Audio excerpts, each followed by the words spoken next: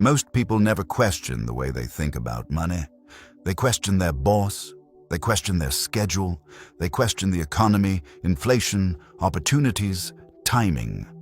But rarely do they question the structure that quietly governs their entire financial life. For a long time, I didn't question it either. I believed that success meant earning more every year. A higher salary meant I was growing. A promotion meant I was winning. A larger paycheck meant I was secure. And I tracked my progress in percentages and performance reviews. On paper, everything looked responsible, stable, mature. But beneath that steady climb, there was a quiet truth I tried to ignore.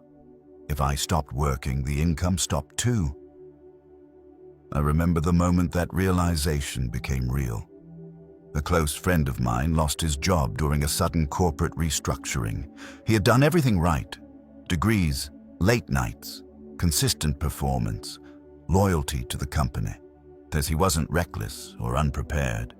He was competent and disciplined, and yet, within weeks, the anxiety started to show. Not because he lacked talent, not because he couldn't find another job, but because his entire life was built on one stream of income that depended completely on his daily presence. When that stream paused, everything else felt fragile. Plans were delayed. Confidence shook. Sleep became lighter. At the same time, another friend of mine was living a very different story. She didn't have the highest salary in our circle. She didn't carry the most impressive job title. But quietly, over the years, she had been building small systems in the background of her life. A digital product created from her expertise. A structured consulting offer that ran with automation. A modest rental investment generating steady cash flow. Nothing dramatic. Nothing viral, just intentional construction. When she stepped away for a month, her income didn't disappear. So that contrast changed me. It forced me to confront an uncomfortable question. Was I building freedom, or was I simply upgrading the comfort of my dependency? There's nothing wrong with earning a salary. It feeds families, it creates stability, it opens doors. But when it becomes your only foundation, it also becomes a single point of failure. It ties your survival directly to your time. It makes your energy the only engine driving your income. Systems change that relationship. And a system is something you build once and refine over time. It is income engineered to continue beyond your immediate effort. It is leverage. It is ownership.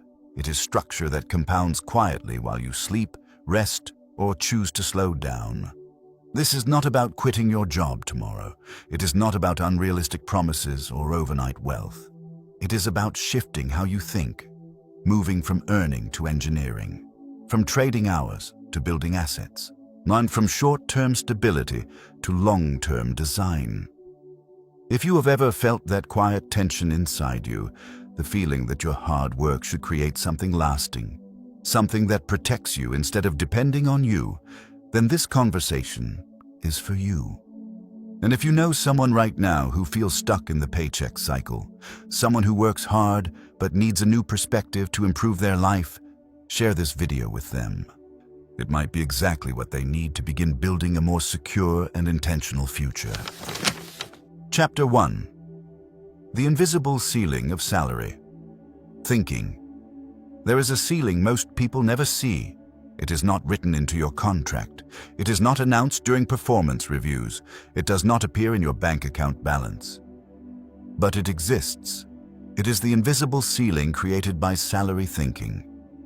Salary thinking is not just about earning money. It is a mental framework. It trains you to focus on compensation instead of control, on negotiation instead of creation, and on short-term upgrades instead of long-term design. And because it feels normal, it feels safe. Let me tell you a small story. A former colleague of mine, Daniel, was one of the most competent people in our department. Highly analytical, efficient, reliable. Every year, he negotiated raises successfully.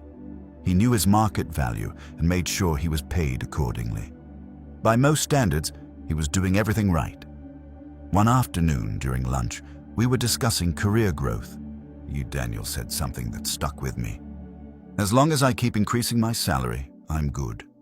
That's the game. At the time, I nodded, but years later, I realized that sentence revealed everything. He believed the game was about increasing income within a structure someone else controlled, and that belief shaped every decision he made. He optimized for performance reviews. He optimized for visibility within management. He optimized for titles that justified higher pay. What he never optimized for was ownership. One year, our company launched a new internal system to improve workflow efficiency. Most employees treated it as just another software update. Daniel learned it thoroughly because it helped him perform better. Another coworker, Maya, approached it differently. Instead of just learning how to use the system, she studied how it worked. She noticed inefficiencies in how teams implemented it. She documented solutions, and she built simplified guides for other departments. Eventually, she proposed a company-wide training framework based on her documentation. Her initiative turned into a consulting opportunity beyond our company. Same environment, same tool, completely different thinking. Daniel used the system to improve his salary trajectory. Maya used the system to create leverage. This is the invisible ceiling of salary thinking, and it trains you to ask, how do I perform better? Instead of, how do I build something reusable? The first question improves your value within a job. The second question creates value beyond the job. Here is the deeper issue. When you think primarily in salaries, your growth is tied to external approval. Raises depend on budgets. Promotions depend on politics. Bonuses depend on market conditions. Even when you excel, you are still operating inside someone else's structure. And that structure always has limits. Think about how most people react when they want to earn more. They update their resume. They apply for higher paying positions. They negotiate harder. All valid actions. But notice the pattern. They are still selling time. Higher price per hour does not eliminate dependency on hours. This is where the ceiling becomes invisible. Because as your salary grows, your lifestyle grows with it. Better apartment, better car, better vacations. No more financial commitments. Without realizing it, your financial obligations expand at the same pace as your income. The margin of safety does not widen. It simply shifts upward. I once worked with a senior manager who earned nearly 3 times my salary at the time. From the outside, his life looked aspirational. Large home, luxury car, prestigious role. One evening after a long meeting, we stayed behind talking. He admitted something surprising. If this job disappears, then my entire structure collapses. His expenses were engineered around his income level, not around financial independence. His freedom had not increased with his salary. His pressure had. This is the paradox. Salary growth often increases complexity faster than it increases security. The invisible ceiling is not about how much you earn. It is about how you think. Salary thinking focuses on performance, promotion, compensation. System thinking focuses on replication, ownership, durability. Nothing salary thinking says, how can I make more this year? System thinking asks, what can I build that continues next year without starting over? There is another subtle effect of salary thinking. It narrows creativity. When your primary goal is to climb within a hierarchy, you subconsciously filter your ideas. You avoid risks that do not align with your employer's path. You delay personal projects because they do not immediately translate into career advancement. So your imagination becomes confined to what is rewarded inside the system. Years ago, I had an idea for a small digital resource based on a process I used at work. It solved a common problem in our industry. I drafted it halfway, then stopped. Why? Because it did not contribute to my next promotion. That single mindset delayed action for almost a year. When I finally finished and released it, the response surprised me. It generated modest but consistent income. More importantly, it required no additional hours once built. That experience exposed something critical. Value does not only exist inside your job description. Salary thinking conditions you to believe that your worth is validated by a company title. System thinking reminds you that your skills can exist independently of any organization. The invisible ceiling begins to crack the moment you separate your identity from your paycheck. You are not your salary band. You are not your annual review. You are not your job title. Those are temporary containers. The danger is not earning a salary. The danger is believing it is the only path available to you. And once you see that ceiling, you cannot unsee it. You begin to notice opportunities differently. You start observing inefficiencies around you. You pay attention to recurring problems people complain about. You recognize skills you use daily that could be packaged, automated, or scaled. That shift in awareness is where everything changes. Because the ceiling was never financial, it was psychological. And in the moment you step outside of salary thinking, even slightly, you begin to realize something powerful. You are never limited by income. You are limited by architecture. And architecture can be redesigned. Chapter 2. Learning to see. Leverage everywhere. Once you recognize the invisible ceiling of salary thinking, something subtle begins to change. You start noticing patterns. You start asking different questions. And most importantly, you begin to see leverage where you once only saw labor. Leverage is one of the most misunderstood concepts in modern work culture. Many people associate it with money, investing capital to make more capital. But leverage is much broader than that. So it is the ability to multiply impact without multiplying effort at the same rate. In simple terms, leverage means doing something once and benefiting from it multiple times. Most people are trained to increase effort when they want better results. Work longer hours, take on more responsibilities, add more clients, push harder. But effort has a limit. There are only 24 hours in a day. Energy fluctuates. Focus declines. Burnout becomes real. Leverage removes the direct relationship between hours and results. A friend of mine named Kevin learned this lesson in an unexpected way. He worked as a fitness coach. For years, his income depended entirely on one-on-one sessions. If he trained 10 clients, he earned 10 session fees. If he trained 20, he earned 20. His schedule was packed, and his income looked decent, but he was exhausted. One evening, after canceling a session due to illness, he realized something uncomfortable. When he couldn't show up physically, his income instantly dropped to zero. Instead of adding more clients, Kevin tried something different. He began recording short instructional videos for common exercises his clients struggled with.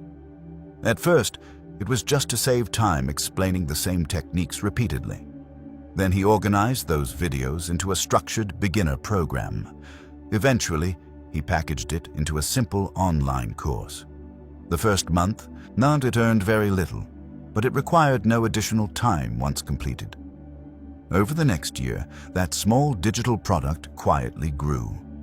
It didn't replace his coaching immediately, but it reduced his dependency on constant physical presence. Kevin did not become successful because he worked harder. He became more stable because he created leverage. The shift from labor to leverage often begins with a simple observation. What am I repeating?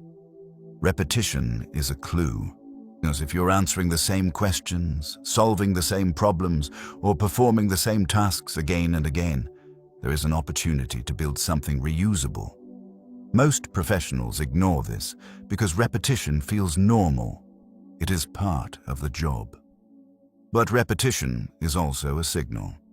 It points to processes that can be documented, automated, or packaged. Leverage does not always require technology. Sometimes it begins with documentation. Consider a teacher who designs lesson plans from scratch every year. That approach consumes enormous energy. But if those lesson plans are structured, refined, and standardized, they can be reused, adapted, or even licensed. The same principle applies in almost every field. If you're in sales, you can build a repeatable follow-up system instead of improvising each conversation. If you're a designer, you can create template libraries instead of reinventing layouts. But if you work in corporate management, you can develop standardized onboarding frameworks instead of training each employee from zero. Leverage lives inside systems. I once observed two project managers working under similar conditions. One handled every problem personally. He answered every email, resolved every issue, and intervened in every delay. He was seen as indispensable, but he was also constantly overwhelmed. The other project manager did something different. Instead of reacting to every problem, she analyzed why those problems occurred repeatedly. She built checklists. She clarified communication flows. She created shared dashboards that updated automatically. Within months, the volume of emergencies decreased significantly. Her workload did not shrink because she worked harder. It shrank because she designed better. The interesting part: senior leadership began noticing her strategic thinking. She wasn't just solving issues. She was preventing them. Leverage changes how others perceive your value. When your contribution multiplies results beyond your personal output, your role evolves. You're no longer simply a worker. You become an architect. There is another layer to this. Leverage compounds. The first system you build may feel small. It may not generate significant income immediately. It may not attract much attention, but each system builds skill. As each process you design improves your ability to think structurally, each asset you create reduces dependency slightly. Over time, small reductions in dependency accumulate into meaningful flexibility. Many people avoid building leverage because the rewards are delayed. Salary increases are visible and immediate. Leverage grows quietly. But quiet growth is often more durable. Imagine planting a tree. In the first months, nothing dramatic happens. There is no shade, no fruit, just soil and patience. But once the roots deepen, growth accelerates. Eventually, the tree provides value without daily effort. Leverage works the same way. It requires upfront effort with delayed return. That is why most people never build it. They are conditioned to seek immediate compensation for effort. But leverage demands that you separate effort from immediate reward. It asks you to trust structure. If you look carefully at highly independent individuals, you will notice a pattern. They build things that outlast their daily energy. They design frameworks that reduce friction. They create assets that operate beyond their immediate involvement. They do not rely solely on personal stamina. They rely on systems. You do not need to abandon your current role to begin seeing leverage. Start by observing your daily work through a different lens. Ask yourself where repetition exists, where inefficiencies hide, where knowledge can be documented, where solutions can be standardized. The moment you begin looking for leverage, you will start seeing it everywhere. And once you learn to see leverage, you can never return to thinking in pure labor again. Chapter 3. From time ownership to value ownership. There is a difference between owning your time and owning your value. Most people spend years trying to gain more control over their schedule. Flexible hours, remote work, a 4-day week. These are meaningful improvements. They create breathing room, but they do not automatically create independence. Because you can control your time and still not own your value. Time ownership means you decide when you work. Their value ownership means you decide how your work continues to generate returns. The distinction is subtle, but powerful. I once met a freelance graphic designer named Lucas. He left his corporate job to be his own boss. At first glance, it looked like he had escaped the traditional structure. No manager, no office politics, flexible schedule. He chose his clients, But after 6 months, he admitted something surprising. Quote, "I just replaced one boss with 10 clients." His income still depended entirely on delivering custom work. Every project required fresh effort. Every invoice required new hours. If he wanted to earn more, he had to take on more projects. When he took a break, revenue slowed immediately. Lucas owned his schedule, but he did not yet own his value. That realization shifted his approach. Instead of only accepting custom branding work, he began analyzing common patterns among his clients.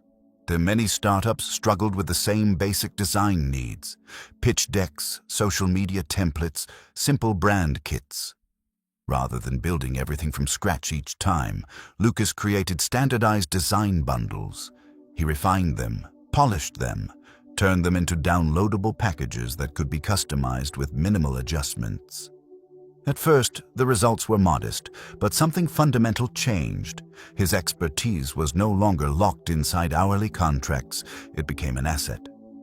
He moved from selling time to packaging value. This shift is one of the most important transitions in building systems. When you sell time, you are paid for presence. When you own value, you are paid for results that can exist independently of you. Many professionals struggle here because traditional education trains us to improve performance, not extract value. We are taught to become better at doing the work. Rarely are we taught to transform that work into something scalable. Think about how many people accumulate years of experience in a field, but never convert that experience into an asset. They hold knowledge, insights, and frameworks entirely in their heads. Valuable, but trapped. Value ownership begins when you externalize what you know. Write it down, structure it, record it, package it, organize it. When knowledge remains internal, it cannot multiply.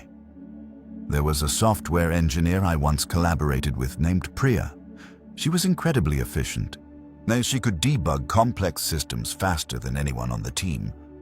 When problems arose, everyone turned to her. But she noticed something troubling. She was becoming the bottleneck. Instead of enjoying her expertise, she felt burdened by it. So she did something counterintuitive. She began documenting every troubleshooting process in detail.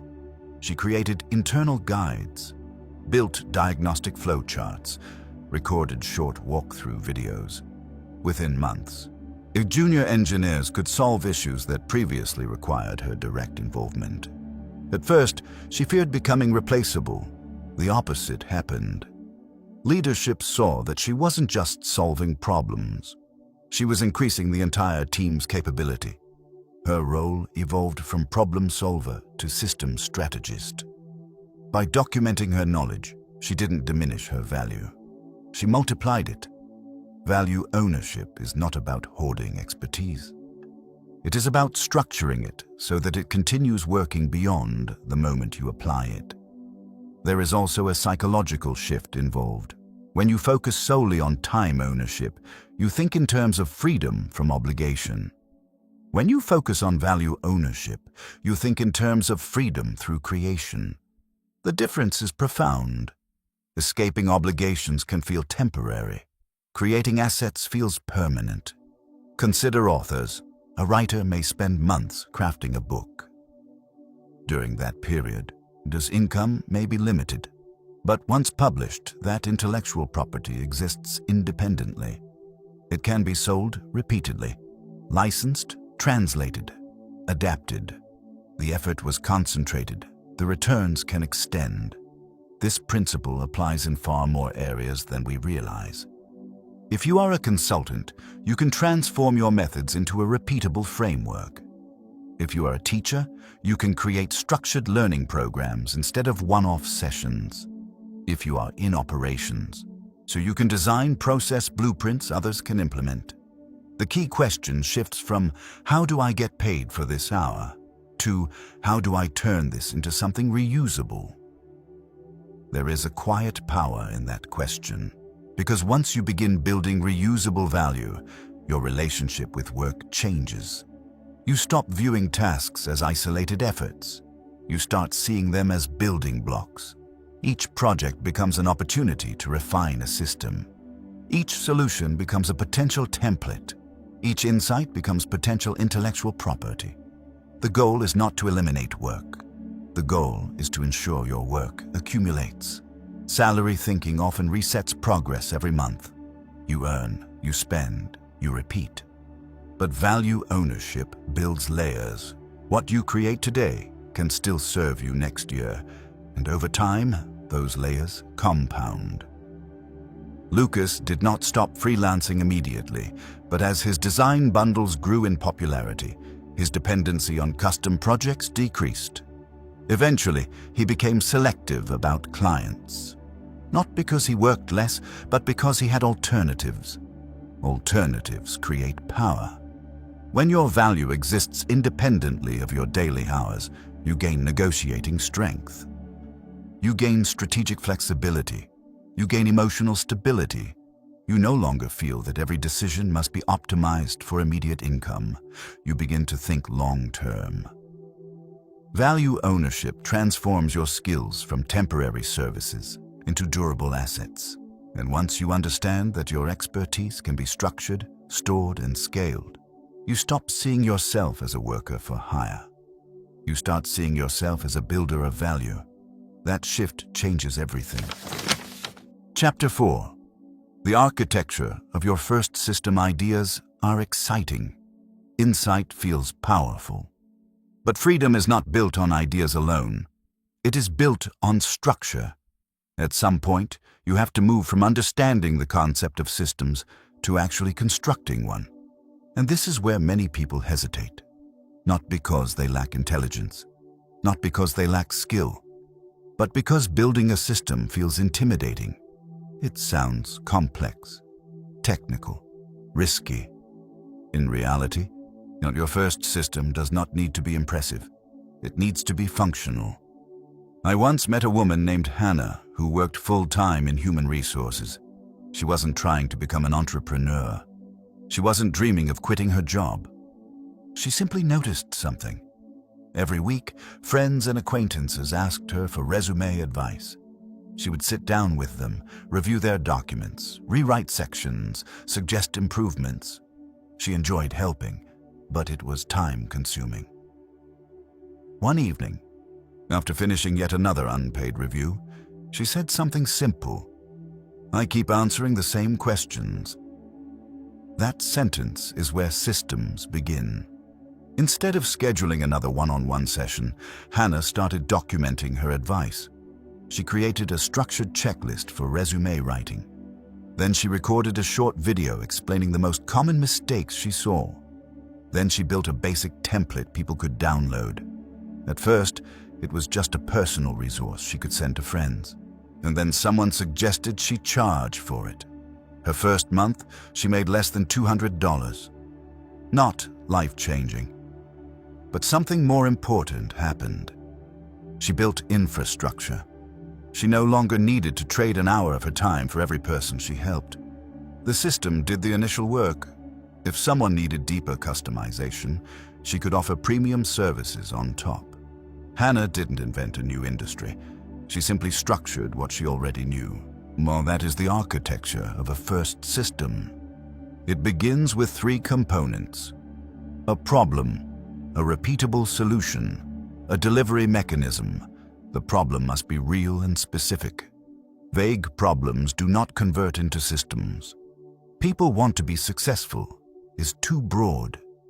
Mid-level professionals struggle to write achievement-focused resumes is actionable. The solution must be structured. If you cannot explain your process clearly, you cannot build a system around it.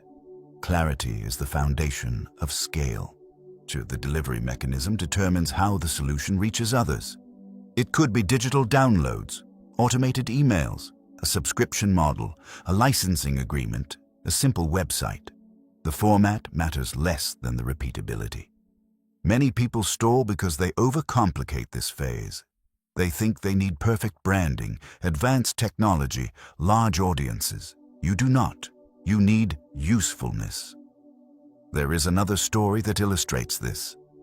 A software developer named Miguel worked in cybersecurity. And in his company, he was known for simplifying technical concepts for non-technical executives. Instead of overwhelming them with jargon, he used analogies and visual diagrams. After a conference presentation where his explanation received strong feedback, someone asked if he offered training. He didn't, but he could have. Miguel spent a few weekends organizing his presentation into a structured workshop. He built slides, worksheets, and case studies.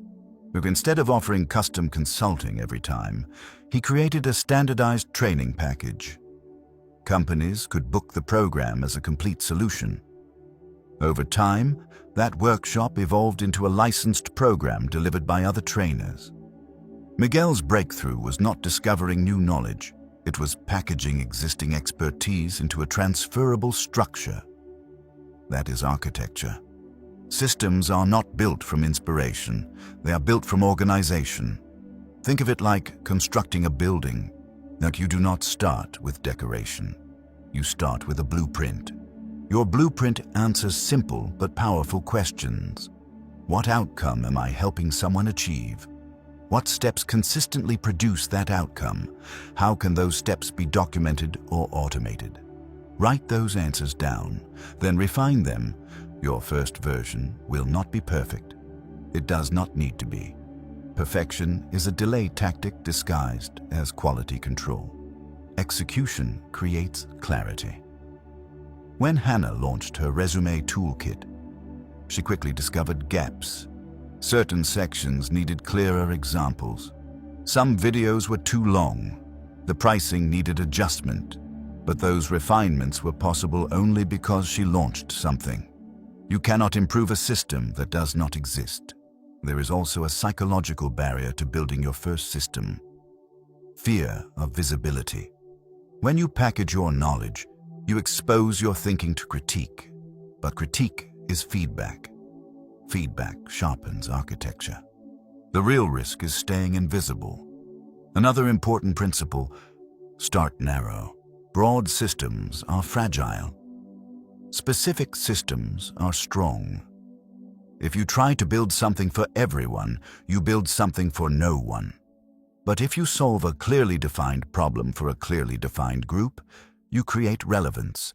Relevance builds traction. Traction builds momentum. Momentum builds confidence, and confidence fuels expansion. Your first system does not need to replace your salary. That is not the objective. The objective is to create proof. Proof that you can design something independent of direct supervision. Proof that your knowledge can generate value beyond your immediate effort. Once you experience even modest success from a structured system, your mindset shifts permanently. You stop seeing your skills as static abilities. You start seeing them as raw materials that can be shaped, assembled, and distributed. Architecture transforms potential into structure, and structure transforms effort into durability. Your first system is not about income alone. It is about identity. It is the moment you move from being solely a participant in someone else's design to becoming a designer of your own. And once you build that first structure, no matter how small, you realize something powerful. You are capable of building more. Chapter 5. The discipline of consistency. When no one is watching, building a system is exciting in the beginning. There's energy in planning, outlining, imagining what could happen. But after the initial momentum fades, something far more important takes over. Discipline. Not the loud motivational kind. Not the dramatic wake up at 4 a.m. version people post online. I'm talking about quiet discipline. The kind that shows up when no one is applauding. And the kind that keeps moving even when results are invisible. Systems are not built in bursts of inspiration. They are built in stretches of consistency. A friend of mine named Aaron learned this the hard way.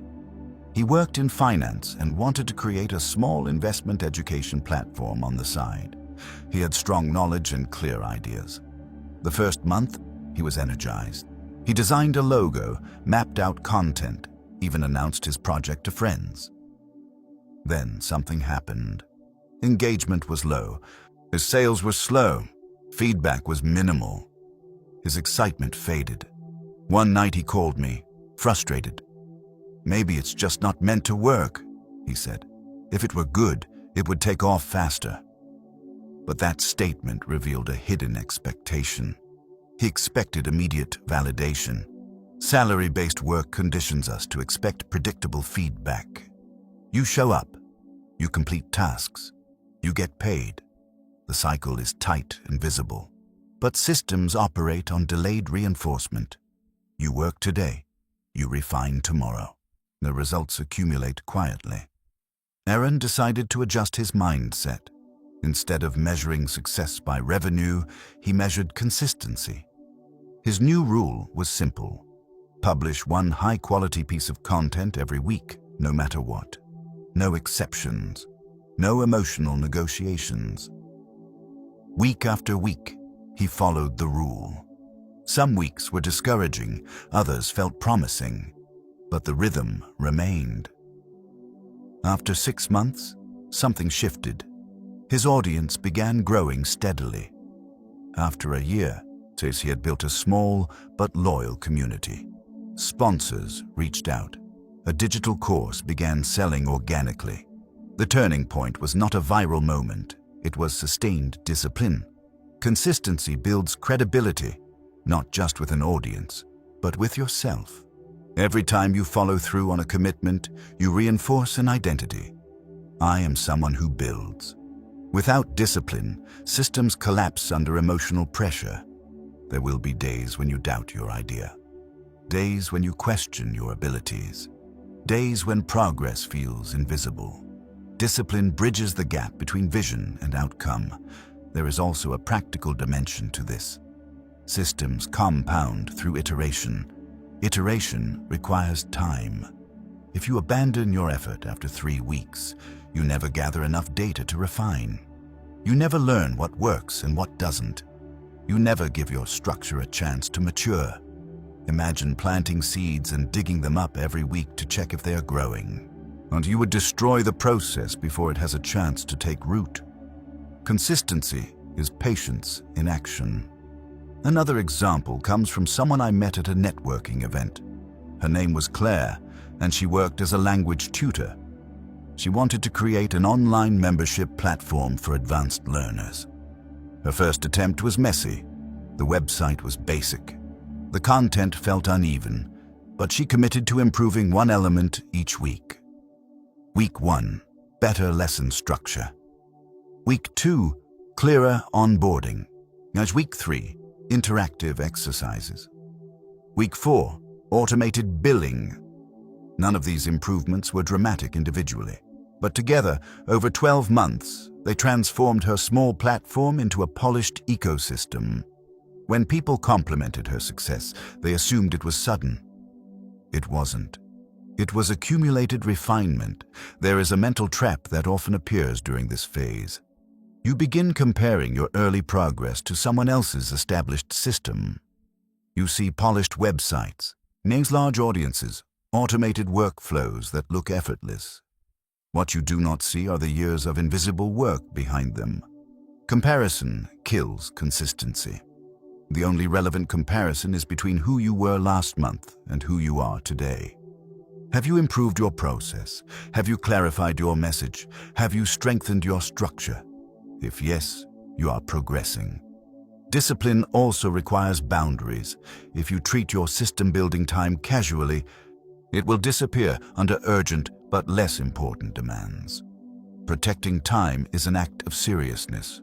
Schedule it, respect it, defend it, even if it is only one focused hour per day. Over a year, that hour becomes more than 300 hours of directed effort. That is enough to build something meaningful. Another subtle benefit of consistency is emotional resilience. The more you show up regardless of mood, the less power mood has over you. You stop waiting to feel ready. You act, and feelings follow. Systems reward stability. They do not respond well to bursts of intensity followed by long gaps of inactivity. And here is the truth many people avoid. Most system builders fail not because their idea is flawed, but because their discipline wavers. Talent helps, strategy matters, but consistency sustains. Aaron's platform did not make him wealthy overnight, but it gave him something more important: confidence that he could build independently of his job. That confidence influenced every decision he made afterward. Claire's membership site did not explode in popularity, but it provided steady, predictable revenue that reduced her financial anxiety.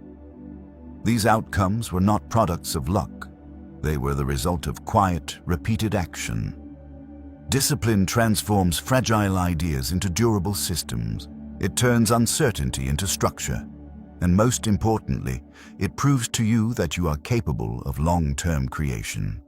When no one is watching, when no one is clapping, when results are still forming.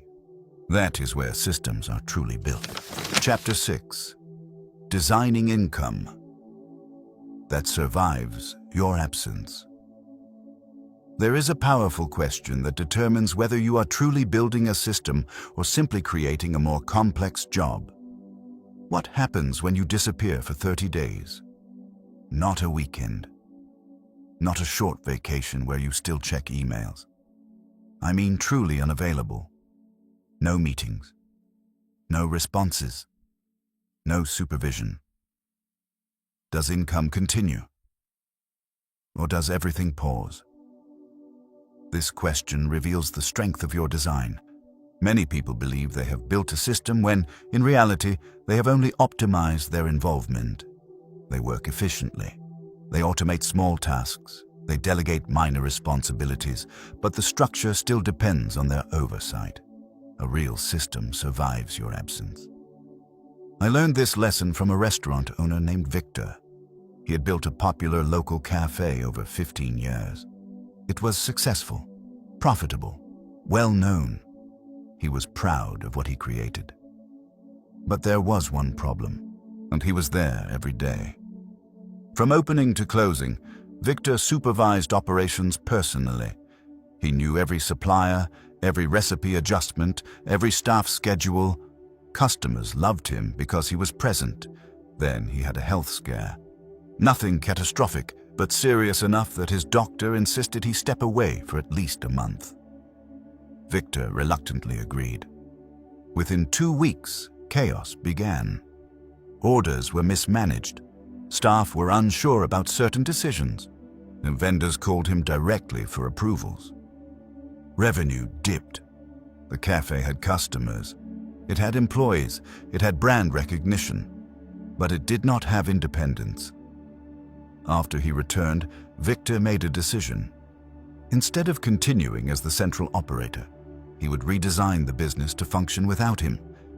He documented everything: supplier agreements, inventory systems, hiring processes, training manuals, decision-making guidelines. So he promoted a general manager and gave clear authority boundaries. It took nearly a year to implement these changes. The next time Victor traveled for 3 weeks, the cafe ran smoothly. Sales remained steady. That was the moment he truly owned a system. Designing income that survives your absence requires detachment. You must stop being the hero of every situation. You must resist the temptation to fix every problem personally. You must allow the structure to carry weight.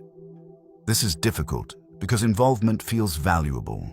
When people rely on you directly, you feel important, needed, central. But centralization is fragility. Durable systems distribute responsibility. There is another story that illustrates this principle on a smaller scale. A marketing consultant named Layla had built a solid client base. She specialized in helping small businesses develop branding strategies. Her calendar was always full, but she noticed something troubling. If she stopped prospecting for new clients, her pipeline slowed quickly. Each project ended, and she had to actively seek the next one. Her income depended on continuous personal outreach. Instead of simply working harder, Layla redesigned her approach. She created a structured referral system. After completing a project, she implemented an automated follow-up sequence requesting testimonials and introductions. She partnered with complementary service providers who regularly referred clients to her in exchange for reciprocal visibility. She also built educational webinars that attracted leads consistently. Within a year, new inquiries arrived without constant manual outreach. Layla was still involved in delivering high-quality strategy sessions, but the flow of opportunity no longer depended entirely on her daily hustle. The system carried momentum, not survival. During absence is not about eliminating work. It is about eliminating dependency. To design income that endures, you must focus on 4 elements: clarity, documentation, delegation, automation. Clarity ensures that processes are defined precisely. If your method only exists in your mind, it cannot operate independently. Documentation translates clarity into instructions others can follow. Delegation distributes execution beyond yourself. Automation removes repetitive tasks from human attention entirely. You may not implement all 4 immediately, but the direction matters. One of the most overlooked aspects of system durability is decision-making rules. When everything requires your personal approval, absence creates paralysis. But when you define boundaries clearly, others can act confidently. For example, what discounts are allowed without approval? What customer issues require escalation? What budget limits exist? So these rules create autonomy within structure.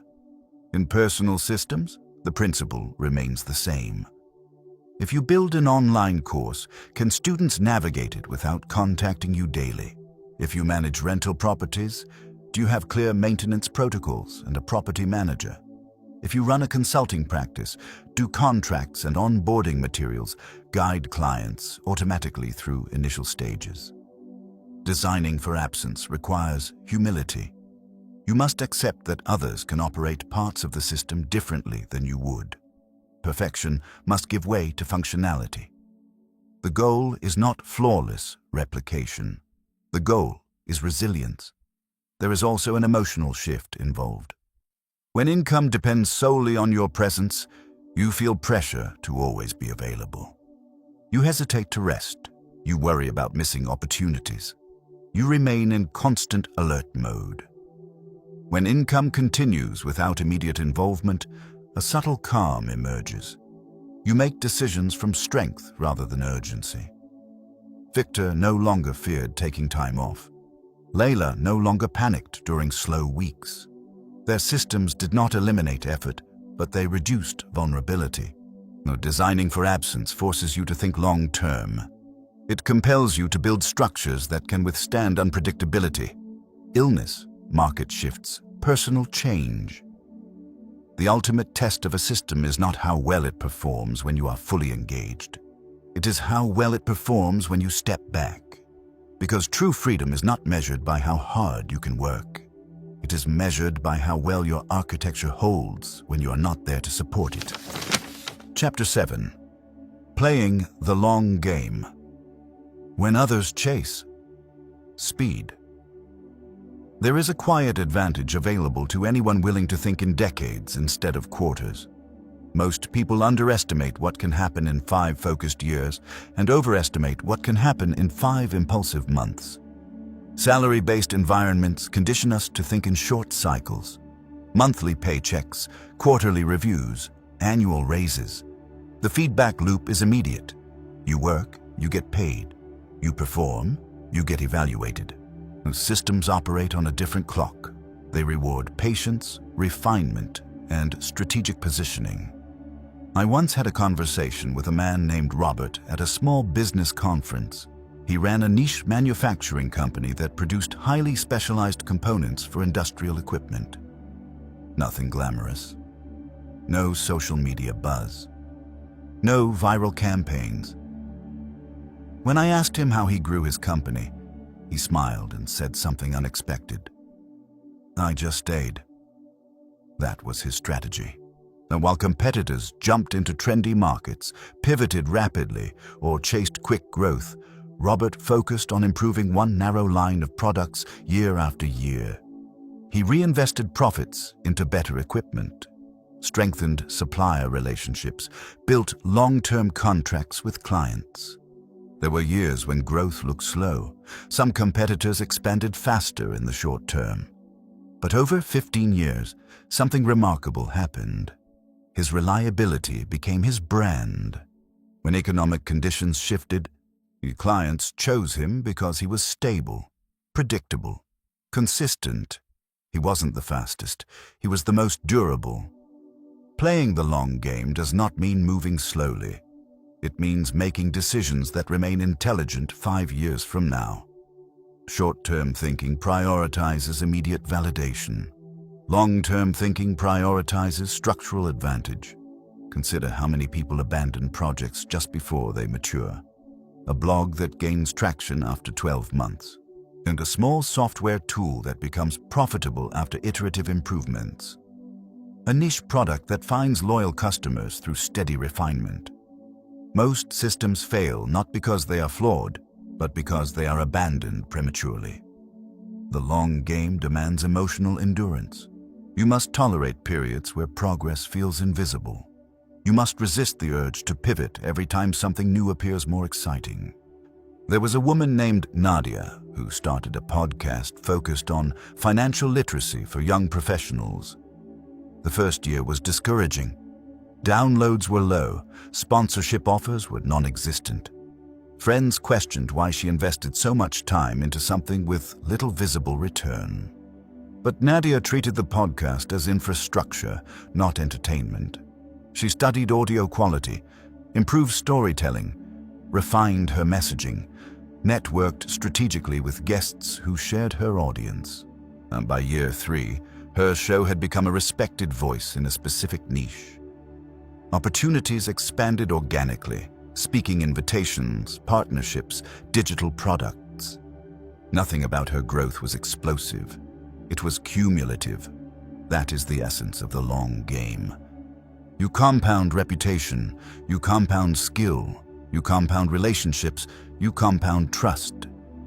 Trust, in particular, is a powerful multiplier. When people trust your output consistently over time, they return, they recommend, they invest. And trust cannot be rushed. Short-term strategies often prioritize attention. Long-term strategies prioritize credibility. Attention fluctuates, credibility compounds. There is also a financial component to long-term thinking. Systems often require upfront investment of time, energy, or capital before meaningful returns appear. This discourages many people. The reward is not immediate, but consider compound interest as a metaphor.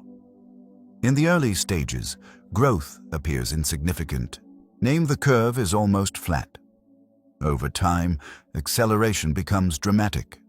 The same principle applies to systems. If you build a small digital asset that generates modest monthly income and reinvest that income into improvements, you create upward momentum. If you consistently refine your processes, efficiency increases. If you nurture relationships patiently, opportunities expand. Each improvement may appear small in isolation. Together, they create acceleration. Playing the long game also protects you from emotional volatility. When your vision spans years, short-term setbacks feel less catastrophic. A slow month does not define you. A temporary dip does not derail you. Robert once told me that during an economic downturn, several competitors slashed prices aggressively to maintain sales.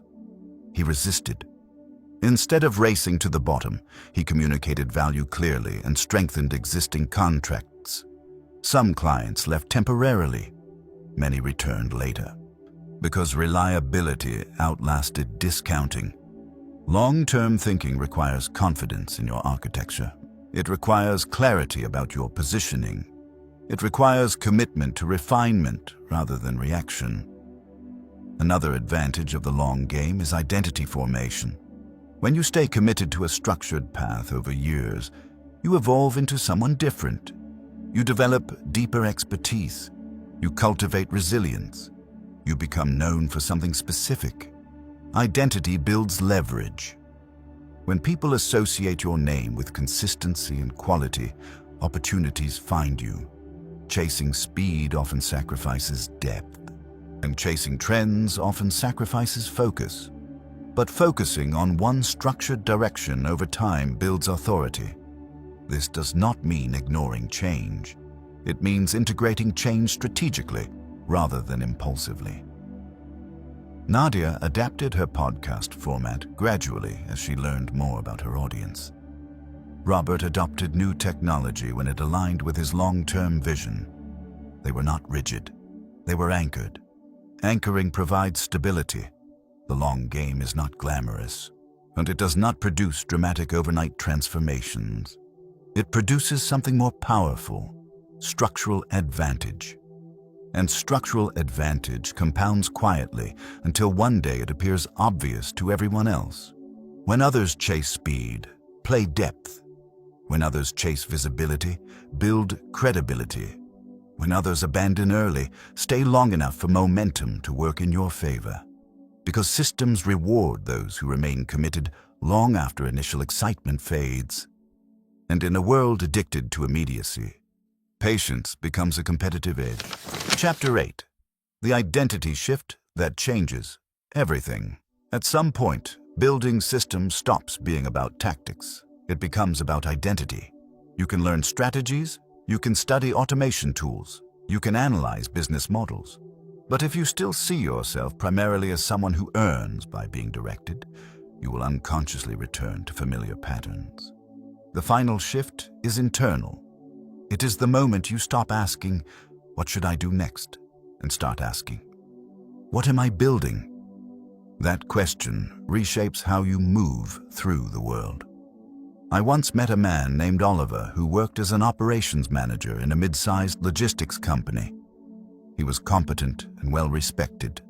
For years, he focused on executing instructions from senior leadership.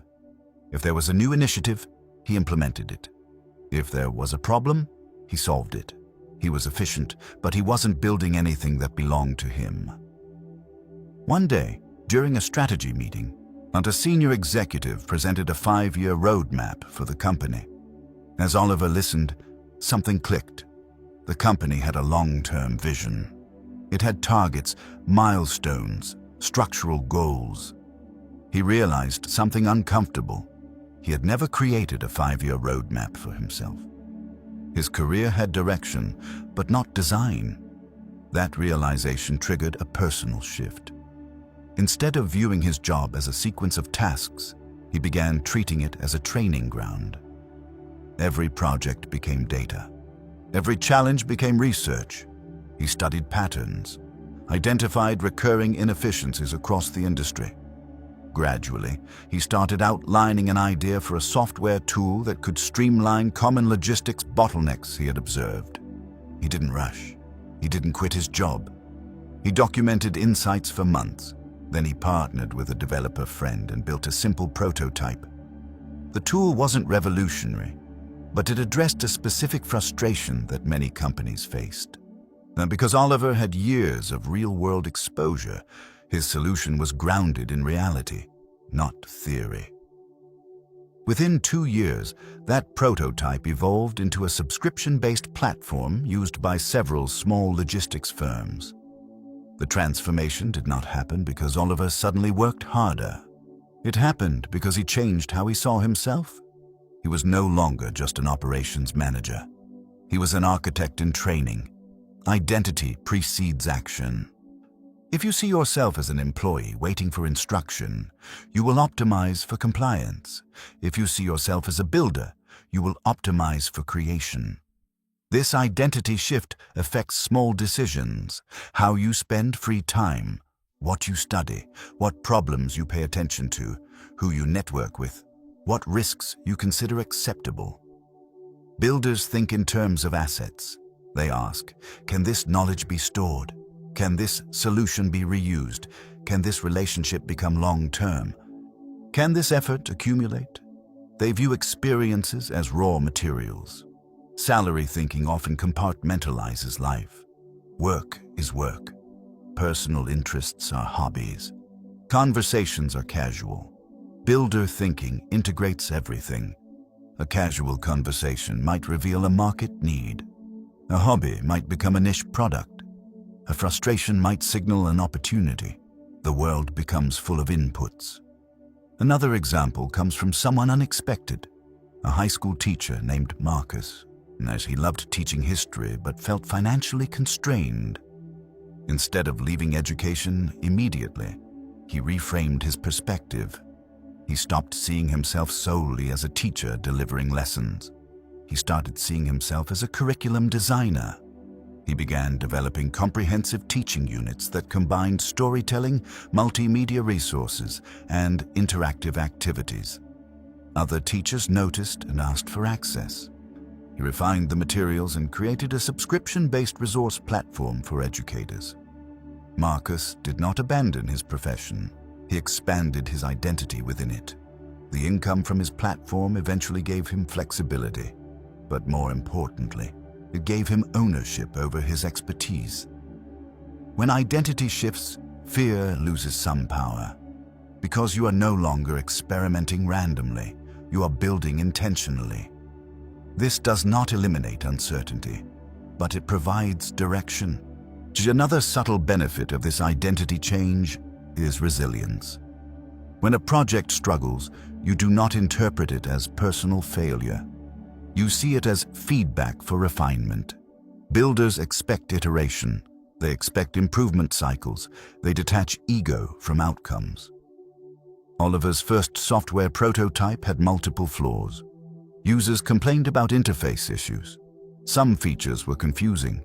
Instead of abandoning the idea, he collected feedback systematically and adjusted. His identity as a builder made adaptation natural.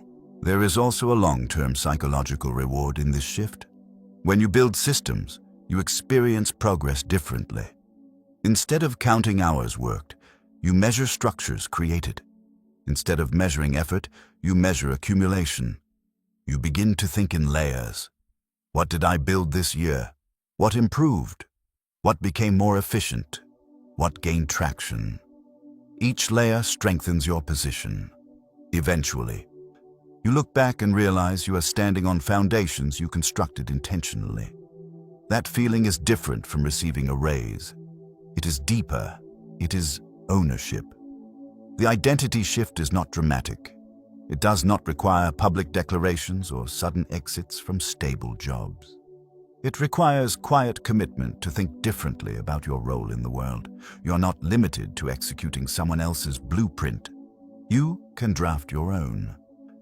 And once you accept that you're capable of designing structures that outlast your immediate effort, your decisions begin to align with that truth. You invest differently. You learn differently. You plan differently.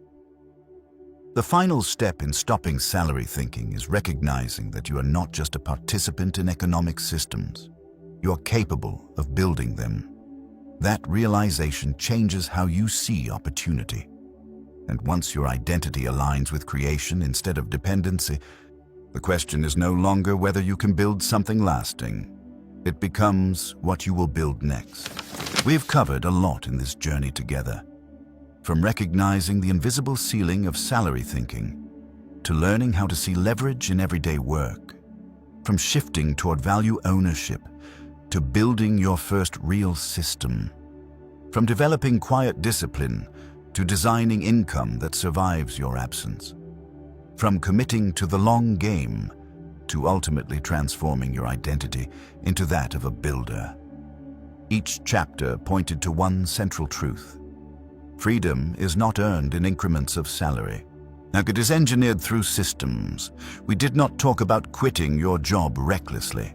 We did not promise overnight wealth. We did not rely on hype. Instead, we focused on structure. We explored how repetition signals opportunity, how documentation creates independence, how consistency compounds, how patience builds durability. And most importantly, how the shift from "what do I earn" to "what am I building" changes the trajectory of your entire life. The goal was never to make you dissatisfied with honest work. The goal was to expand your perspective. A salary can be a starting point, it can provide stability, it can fund your first experiments, but it should not be the final architecture of your financial life. Systems create options, options create power, and power, real power, is the ability to choose how you spend your time without fear that everything collapses when you step away. Now the most important part begins. Application. Do not let this remain inspiration. Take one action. Identify one skill you already use daily. Choose one recurring problem you understand deeply. Outline one small solution you can package. Protect 1 hour this week to begin building. It does not need to be perfect. It does not need to be public immediately. It does not need to replace your income next month. It needs to exist. Momentum starts with structure. 3 months from now, you could still be thinking about building a system, or you could be refining one. A year from now, you could still be negotiating small raises, or you could be watching the first version of something you created begin to grow on its own. 5 years from now, your life could look almost identical to today, or it could be supported by layers of assets you built deliberately. The difference is not luck, it is architecture. Remember, systems are not built by extraordinary people. They are built by consistent people. By individuals who decide that their effort should accumulate.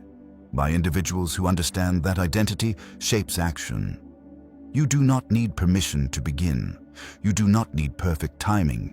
You need a decision. If this message resonated with you, if it challenged you, or if it gave you clarity about what your next step should be, I genuinely appreciate you staying through this entire conversation.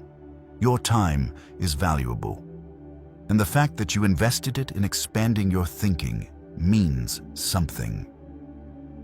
Thank you for listening. Thank you for reflecting. Thank you for being willing to grow. If this content helped you see your work and your future differently, share it with someone who needs that shift as well. A friend who feels stuck. A colleague who works hard but wants more control. A family member who deserves greater stability. And most importantly, start building. I'll see you in the next video.